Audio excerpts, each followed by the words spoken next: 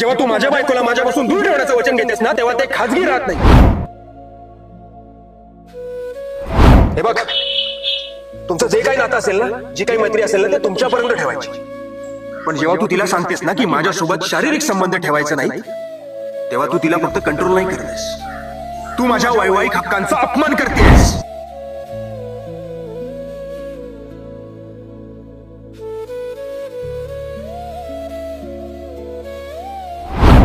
आणि एक गोष्ट लक्षात ठेव, लग्न हे दोन व्यक्तींमध्ये होतं, त्या तिसऱ्याला स्पेस नसते.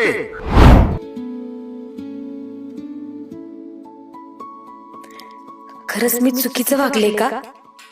आज त्याचे ते शब्द, त्याचा तो संताप माझ्या काळजात आरपार घुसलाय.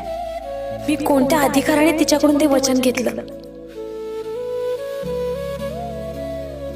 मला वाटलं होतं की मी तिचं रक्षण करेन. मला वाटलं होतं तिला माझ्या जवळ ठेवून मी सुरक्षित ठेवू शकेन. पण खरंच ते रक्षण होतं की माझा स्वार्थ, की माझी तिला गमावण्याची भीती?